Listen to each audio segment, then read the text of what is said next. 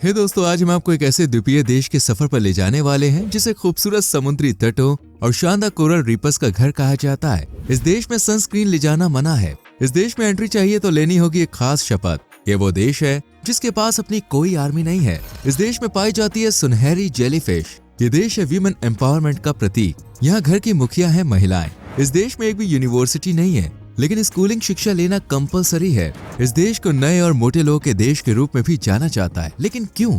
यहाँ के नियम कानून भी दोस्तों काफी सख्त हैं। तो कौन सा है ये इंटरेस्टिंग फैक्ट से भरा देश? इस रात से पर्दा उठाने से पहले जरा जल्दी से वीडियो को लाइक करके हमारे चैनल को सब्सक्राइब कर लीजिए, जिससे आने वाली वीडियोस मिस ना हो। दोस्तों, हम बात कर रहे हैं पश्चिमी प्रशांत महासागर में ओशियानिया के माइक्रोनेशिया क्षेत्र में बसे एक द्वीपीय देश की, जिसे हम और आप पलाव नाम से पहचानते हैं, और इसका ऑफिशियल नेम है द रिपब्लिक ऑफ पलाव। कभी शांत तो कभी हलचल भरे पानी के समंदर में खूबसूरती बिखेरते कोरल रीफ्स और नीला नीला पानी और पानी में नोक-झोंक करती शार्क्स और जेलीफिश इस देश की पहचान ही नहीं बल्कि असली खूबसूरती का खजाना है, जिन्हें निहारने के लिए हर साल लाखों लोग इस देश का टिकट कटवाते हैं। पलाव दुनिया का 16वां सबसे छोटा देश माना जाता है, जिसका टोटल एरिया 466 स्क्वायर किलोमीटर है, जबकि यहाँ रहने वाले लोगों की संख्या महज 17,681 है, जिस वजह से यहाँ पे आपको पर स्क्वायर किलोमीटर में सिर्फ 38 लोग ही गपशप करते हुए नजर आएंगे।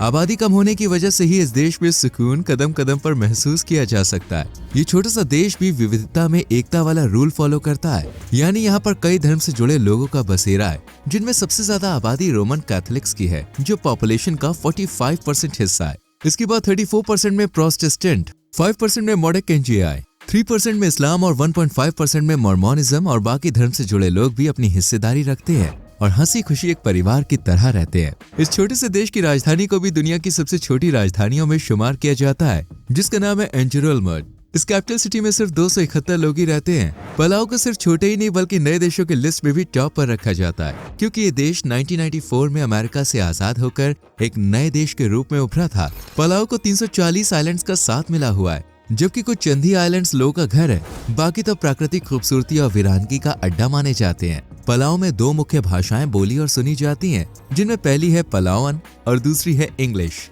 इनके अलावा जापानीज और साथ ही और भी कई भाषाओं में लोग अपनी जुबान बेहतर करते जा रहे हैं, जिससे टूरिस्ट को यहाँ आने के बाद कोई भी दिक्कत नहीं होती। पलाव को काफी पुराना ऐतिहासिक द्वीपीय देश कहा जाए तो बिल्कुल भी गलत नहीं होगा, क्योंकि ये 3000 साल पुराना बताया जाता है, जबकि तीसरी और दूसरी ईसा पूर्व के बीच यहाँ लोगों का बसना शुरू हुआ था और ये लोग इंडोनेशिया और फिलीपींस के निवासी थे। इसके बाद 1522 में इस पर स्पेनिश लोगों की नजर पड़ी, लेकिन इस पर ज्यादा ध्यान नहीं दिया गया और फिर 1783 में इसे इंग्लिश कैप्टन हेनरी विल्सन ने दुनिया के सामने पेश किया और फिर तो ये देश दुनिया की नजरों में छा गया और हर कोई इसे अपना बनाने की कोशिश में लग गया। 200 साल जितने लंबे समय तक इस पर ब्रिटेन, फ्रांस, जर्मनी और स्पेन जैसे देशों ने अपनी हुकूमत की, लेकिन आखिर में ये देश पहुंच गया अमेरिका के हाथ में और आज भी अपने बच्चे की तरह अमेरिका इस देश की रखवाली करता है। दरअसल पलाव के पास अपनी कोई आर्मी नहीं है, इसलिए एक संधि के तहत अमेरिका ही पलाव की सुरक्षा की जिम्मेदारी का बोझ अपने कंधों पर लिए हुए है और जरूरत पड़ने पर अमेरिका पलाव की आर्थिक मदद भी करता रहता है।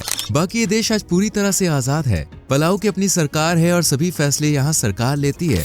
पलाव में रहन सहन से लेकर खुशहाली तक, इनकम से लेकर रोजगार तक का फुल इंतजाम है, लेकिन यहाँ की जीडीपी को ज्यादा मदद मिलती है टूरिज्म इंडस्ट्री से, जो कि जीडीपी का 40% तक भार संभाले हुए है। इसके बाद यहाँ फिशिंग एग्रीकल्चर का काम भी बड़े पैमाने पर किया जाता है। समुद्री इलाका होने की वजह से यहाँ एक से एक शानदार प्रजाति की मछलियाँ पाई जाती हैं, जिन्हें बेचकर देश की रोजी रोटी का इंतजाम होता है। पलाव में जितनी आबादी नहीं है, उससे ज्यादा यहाँ सैलानी सैर सपाटा करने आते हैं और यहाँ आने पर मजबूर करती है गोल्डन ट्रांसपेरेंट जेलीफिश, जो कि पलाव के एल मॉल्क आइलैंड पर अनगिनत संख्या में पाई जाती है। जेलीफिश की अपनी एक अलग लेक भी है दोस्तों, जिसे जेलीफिश लेक के नाम से जाना जाता है। इस झील में करीब 50 लाख जेलीफिशेस मौजूद हैं। कुछ गोल्डन चमकदार रंग की होती है तो कुछ सफेद शीशे जैसी दिखाई पड़ती है। अब पता है सबसे अच्छी बात क्या है? कि इनसे आपको कोई नुकसान नहीं होता। इनके साथ आप ना सिर्फ खेल सकते हैं बल्कि बेफिक्र होकर स्विमिंग भी कर सकते हैं। तो है ना शानदार? वैसे शान तो इस देश की भी कम नहीं है। यहाँ पे आपको ज्यादातर पढ़े लिखे लोग ही नजर आएंगे, तभी तो आज ये छोटू सा देश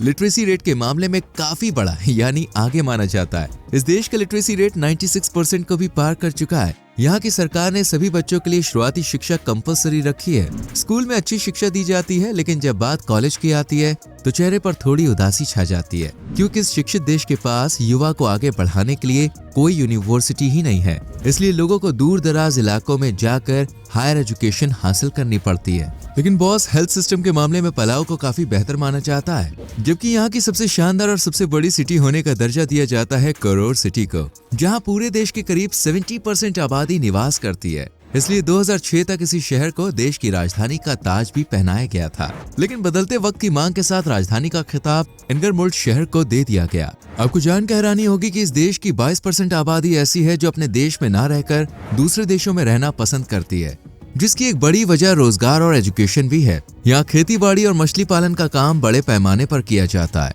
लेकिन आज का युवा इन कामों से पीछा छुड़ाता है। इसलिए बड़ी बड़ी कंपनीज और हाई फाई सैलरी और तलाश में पलाऊ वासी साल दर साल पलाऊ से विदेशों में सेटल हो रहे हैं, जिससे पॉपुलेशन में भी कमी देखने को मिलती है। लेकिन इस बात में भी दो राय नहीं है कि ये देश खूबसूरती, शांति और ऐतिहासिकता के मामले में कई देशों से दो कदम आगे माना जाता है। यहाँ आपको खुले माहौल में स्वच्छ साफ हवा लेने का मौका मिलता है, क्योंकि यहाँ पॉपुलेशन बहुत कम है और यहाँ की सरकार पर्यावरण और नियमों के लिए काफी सतर्क रहती है। पलाऊ के नियम के अनुसार यहाँ कोई भी 40 किलोमीटर प्रति घंटे की स्पीड से गाड़ी नहीं चला सकता है। अगर ऐसी गुस्ताखी करी तो बॉस, भारी फाइन भरना पड़ सकता है। सिर्फ नियम ही नहीं, बल्कि यहाँ के लोग भी तेज गाड़ी चलाना पसंद नहीं करते हैं, क्योंकि यहाँ सड़कों पर ट्रैफिक होता ही नहीं है, जिस वजह से अगर वो गाड़ी नॉर्मल स्पीड में भी चलाए तब भी सही समय से अपनी मंजिल तक पहुंच जाते हैं। पलाऊ में लोग कम हैं, गाड़ियां कम हैं, इसलिए पॉल्यूशन भी ना के बराबर है। पलाऊ एक ऐसा देश है जहाँ कोई पब्लिक ट्रांसपोर्ट की सुविधा नहीं है। यहाँ पर आपको बस, टैक्सी या फिर अपनी गाड़ी से ही घूमना होगा। वैसे अगर जाने की सोच रहे हैं तो कुछ बातों का जरूर ध्यान रखिएगा,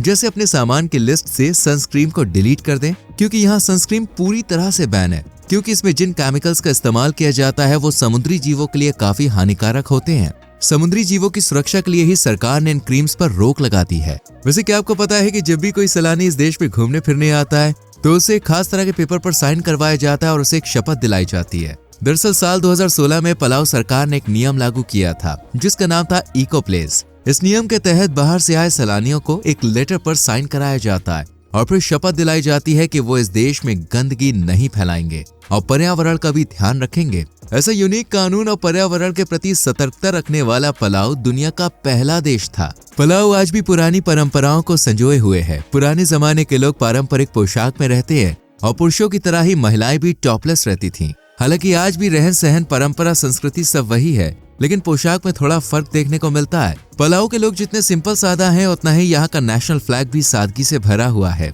इस झंडे के चारों तरफ आसमानी रंग है और बीच में एक पीला सर्कल है। ये सर्कल सूरज का प्रतीक माना जाता है, जबकि आसमानी रंग प्रशांत महासागर का। पलाऊ वीमेन एम्पावरमेंट का एक बेहतरीन उदाहरण है। यहाँ आज भी घरों में औरतों की चलती है और उन्हें पुरुषों जितना ही अधिकार दिया जाता है। घर को संभालना हो या काम में पुरुषों का हाथ बटाना हो, हर काम में यहाँ की महिलाएं बहादुरी से खड़ी हुई दिखाई देती है। पलाऊ वासियों के लिए पूर्णिमा का दिन काफी शुभ होता है। ये लोग खेती करने की शुरुआत या मछली पकड़ने की शुरुआत इसी शुभ दिन से करते हैं। दूसरे शुभ काम भी पूर्णिमा के दिन से ही शुरू किए जाते हैं। जहाँ जाना मतलब जिंदगी का सबसे हसीन पल खुद को गिफ्ट करना है। तो आप कब जाने वाले पलाऊ की सैर पर कमेंट में जरूर बताएं। वीडियो पसंद आई हो तो लाइक और शेयर करके चैनल को सब्सक्राइब करें, बेल आइकॉन प्रेस करें, जिससे आने वाली वीडियोस आपसे मिस ना हो। मिलते हैं आपसे अगली वीडियो में। Till then bye bye, take care.